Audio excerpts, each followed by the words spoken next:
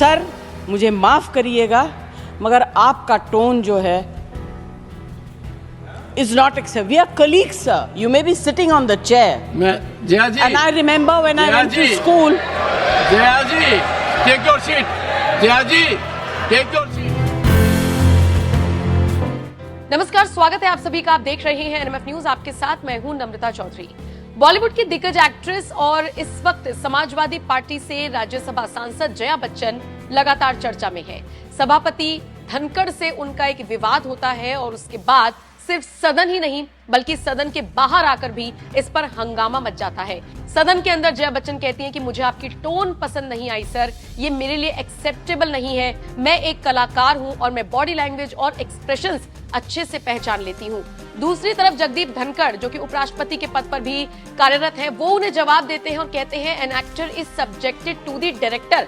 और इसी के साथ वो ये भी कहते हैं कि आप होंगी सेलिब्रिटी लेकिन यहाँ पर आपको एक डेकोरम को फॉलो करना होगा। ये वाद विवाद इतना बढ़ता है कि जया बच्चन बाहर आकर चैम्बर का जिक्र करने लगती हैं, बाहर आकर वो माफी मांगने की बात करने लगती हैं और पूरा विपक्ष एक साथ आकर जगदीप धनखड़ के खिलाफ अविश्वास प्रस्ताव लाने की भी मांग करने लगता है। ये वाद विवाद हाल फिलहाल थमा नहीं है लेकिन इसके बढ़ने के पूरे चांसेस हैं।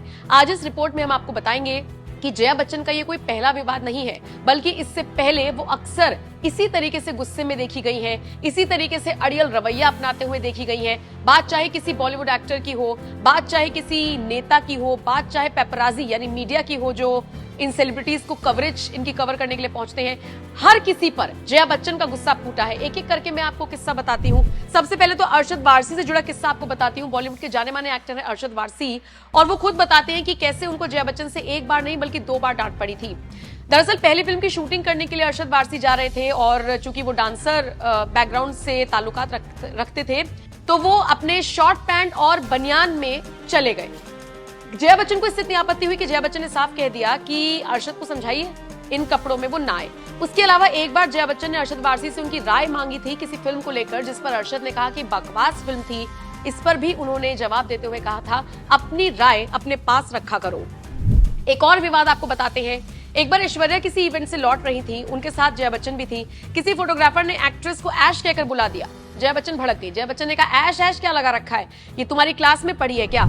एक और आपको किस्सा मैं बताती हूँ। दरअसल एक बार पेपराजी उनकी तस्वीर खींचने की कोशिश कर रही थी जिसके बाद वो नाराज हो गई थी और फटकार लगाते हुए पूछा था क्या तस्वीर खींचने से पहले आपने मेरी इजाजत ली, थोड़ी तमीज तो सीखो। इसके अलावा जया बच्चन ने एक बार एक फोटोग्राफर को जंगली तक कह दिया था। 2014 लोकसभा चुनाव का ये वाकया है जिसमें उन्होंने कहा था क्या जंगली की तरह व्यवहार कर रहे हो। मामला बढ़ता देख हालांकि अभिषेक बच्चन ने अपनी मां को शांत कराया था।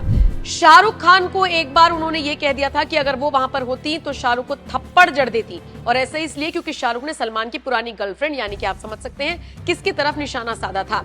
फिर बात करें अगर 2008 में फिल्म द्रोणा के प्रमोशन की तो स्टेज पर भड़क गई थी जया बच्चन जिसमें उन्होंने माइक पकड़ते हुए कहा था हम यूपी के लोग हैं इसलिए हिंदी में बात करेंगे, महाराष्ट्र के लोग माफ करिए। अच्छा, इन सब के अलावा मीडिया पर भड़कना तो अक्सर उनका देखा ही गया है जिसमें कभी उनके बेटे उनको शांत कराते हैं, कभी उनकी नातिन उनको शांत कराती हुई नजर आती है। जया बच्चन और विवाद ऐसा लगता है जैसे चोली दामन का साथ है। आप बताइए जया बच्चन को लेकर आप क्या राय रखते हैं और इतनी बड़ी वो एक्ट्रेस रही हैं, नेता हैं, उनकी उपलब्धि आज तक अगर आपने कोई देखी हो तो कमेंट सेक्शन में अपनी राय हमें जरूर दीजिएगा।